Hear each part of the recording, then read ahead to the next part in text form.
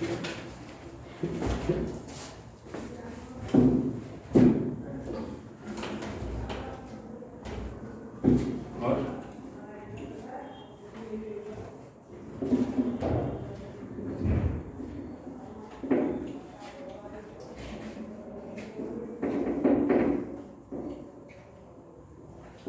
सबसे पहले हम समझते हैं कि मध्यकालीन इतिहास को पढ़ा क्यों है।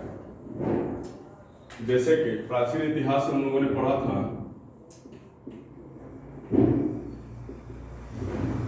कि तकनीक में परिवर्तन,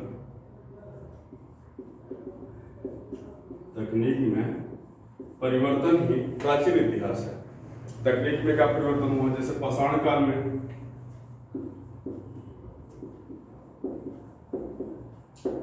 में क्या हो रहा था? यही हो रहा था ना कि पहले जो आदि मानव था वो खुरदुरा हथियार बना रहा था, उसके बाद वो चिकना हथियार बनाने लगा। और ये जो चिकना हथियार है ये धीरे धीरे इकोनॉमी का रूप धारण किया आर्यों के आगमन से। आर्य जब आए उस काल को वैदिक काल कहा गया, और वैदिक काल को दो भागों में बांटा गया, ऋग्वैदिक काल और उत्तर ऋग्वैदिक काल।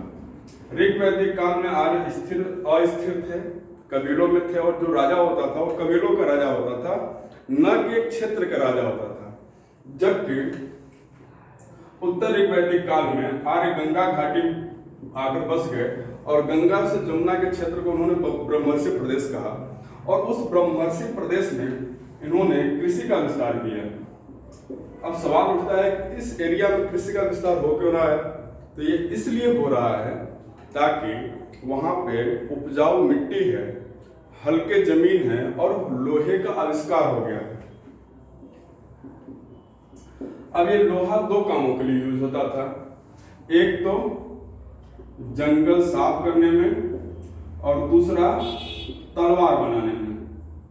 तलवार का मतलब तलवार से नहीं है, तलवार का मतलब लड़ाई झगड़े और विपन से है। अब दोनों ही चीजें, जंगल साफ करके कृषि होगी और तलवार से लड़ाई, और ये दोनों चीजें किसमें चेंज हो जाती हैं? एम्पायर में। मतलब ये इकोनॉमी और लड़ाई मिलकर एम्पायर क्रिएट कर देती हैं। अब हम मिडल इंडिया में समझेंगे आखिर मिडल इंडिया को क्यों मिडल बोला गया, और अरब के आक्रमण से, तुर्क के आक्रमण से हमारे संस्कृति और सभ्यता पर और भारत के भूभाग पर क्या प्रभाव पड़ा, इसके बारे में समझेंगे। इसको समझने से पहले दो चीजों के बारे में समझना जरूरी है। पहला कि भारत के अरब आक्रमण हुए क्यों, और वो कौन सी परिस्थितियां थी जिन्होंने अरब आक्रमण को जन्म दिया। ठीक है, अभी समझते हैं हम लोग इन चीजों को।